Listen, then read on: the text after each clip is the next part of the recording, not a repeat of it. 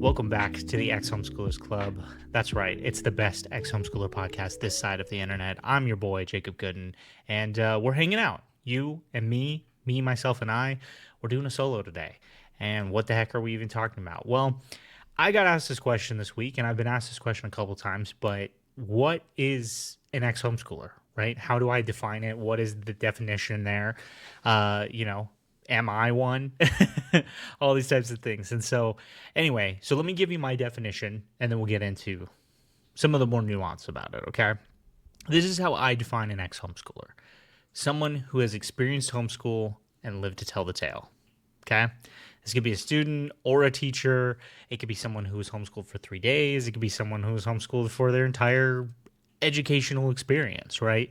And so why was I asked this question? Okay, so I was asked this question kind of in the context of trying to figure out, like, is it someone who has walked away from homeschool and has a negative taste in their mouth about it or doesn't support it any longer?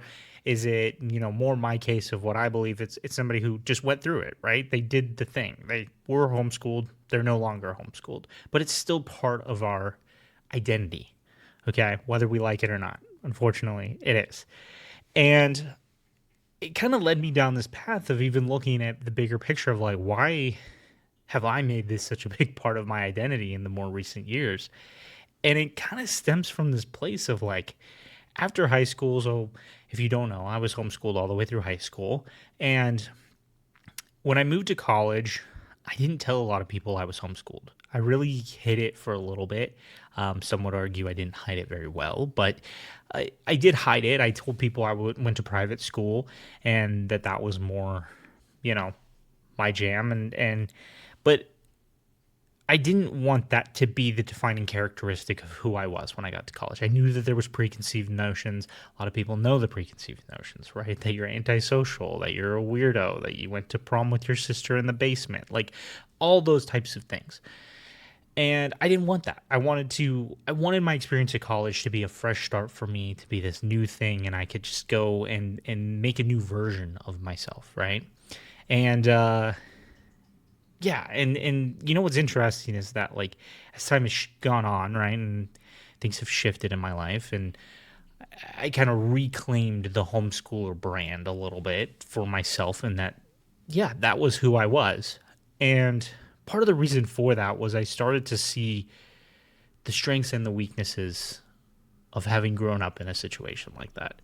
I saw the fact that, like, homeschooling really prepared me to educate myself, right? To make my own schedule. It prepared me, like, I run my own business now. I am the boss. I have to make my own schedule. Nobody is telling me I have to be at work at this time. Like, I have to do that for myself, right?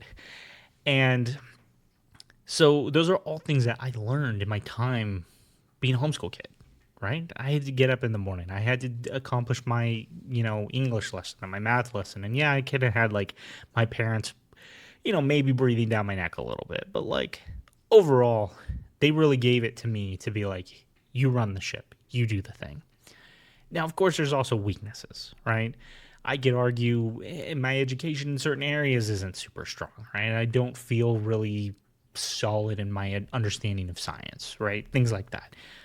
I would also argue that one of my weaknesses is I do struggle socially sometimes. I can talk to pretty much anybody, but at the same time, I do sometimes have moments of really struggling to pick up cues of, like, hey, you gotta, like, end the conversation. You gotta, like, move on, and that's just, it's a funky part of who I am. I want to get better at it. I'm hoping to get better at it. But, it's a part of my identity, right? And I know that it stems from my experience as a homeschooler. So, this podcast really kind of was birthed out of me looking at my life, right? 2020 was a big shift year for a lot of people, right? COVID made us sit with thoughts and ourselves a lot more. And I don't know about you. I know for me, it made me a little bit more introspective and looking at my life and looking at my belief systems and looking at who I was as a person and trying to figure out who I was. And so the original goal for this podcast was really, I would argue, a little bit more selfish. During 2020, 2021, I was starting to have more conversations. I was reconnecting with other homeschool kids. And I wanted more of that. And so it was kind of this like, well, if I start a podcast, it's kind of a selfish way of being able to do that, right? I wanted to catch up with you guys. I wanted to hear what was new. But I didn't maybe really have a fully fleshed out goal or purpose of like, why are we telling these stories? What does it impact, right? And, I think I could have made the argument like, we're reliving the past and we're doing it for the next generation of homeschoolers so that they can know that it gets better, right? Maybe it'll help parents not make the mistakes that our parents made. Maybe it'll, whatever. I don't know. And that's kind of where like the good, the bad, and the ugly of homeschooling came into play, right? The subtext of this show, right? And what have I learned, right? Like, we've been doing this for 9 months, okay? I think this will be episode 32. We're nearing a year of this. And so some things have shifted. Some things have changed for sure in the way that I think about this show, in the way I prepare for the show. I will say there's a lot more intentionality, I think, behind when I bring people on. But what have I learned? Well, hopefully I've learned to make people a little more comfortable when they come on the show and being able to share their story. That's what this is meant to be. And I want this podcast more than anything to be a safe space to come and to tell an audience, to tell other homeschoolers, other ex-homies, who you are, what your life has been like, how things have shifted, how they've changed, right? And, from my perspective, that means asking certain questions, right? And being able to go down and navigate certain paths. I think a lot about when I was a kid, I was heavily involved in church, and testimony is a big part of church. And I remember there always being people who would tell these stories, crazy stories of like, I was a heroin addict for, a decade of my life, and then I got clean and I turned to Jesus, right? And there'd be other people who were like, I did this thing and I was involved in gang, whatever. And like, and then I met Jesus and he saved me, and like these insane stories, right? And they kind of feel like when you're someone like me who just had a normal life, right? I had 2 parents. I grew up in a household, like, I went to church every Sunday, I had school, whatever. Like, my life didn't seem that crazy. And so it was definitely hard to want to share my story because I just didn't feel like it meant anything to anybody. It just was like nothing. I don't know. But the more that I've talked about the things I've been through, and the more I've started to ask you guys the things that you've been through, and we talk about it, even the most mundane stuff can be impactful, right? Our stories have purpose. Our stories have meaning. Our lives have purpose. They have meaning to them. And just because maybe my story doesn't hit with somebody, it doesn't mean it's not going to hit with the next person, right? We find commonality.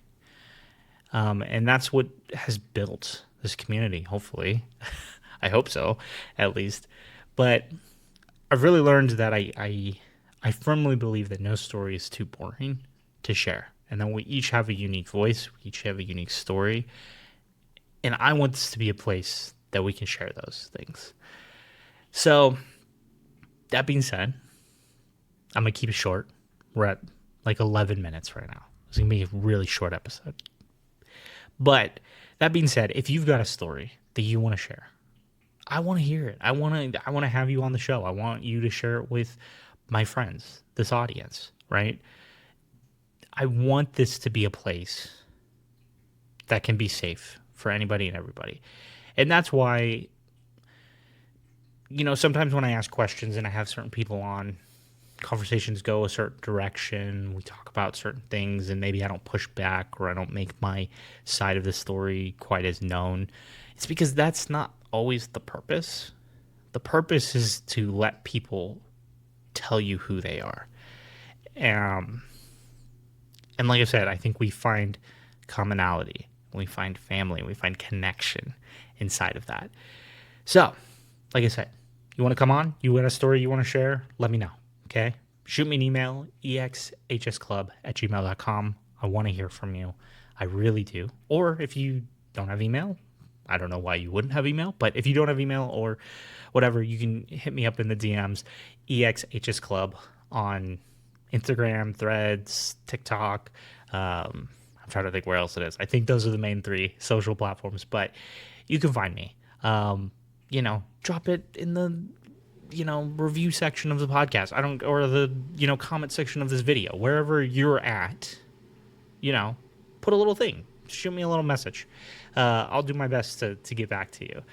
And all that being said, I would appreciate if you would also go subscribe to my newsletter. It's kind of a new thing. I got some passion behind it, but I'm trying to once a week, but for sure every other week, shoot out a little newsletter with updates, what episodes aired in the last week or two, maybe the books I'm reading, maybe the movies I'm watching, maybe the music I'm listening to, the podcast I'm listening to. I don't know.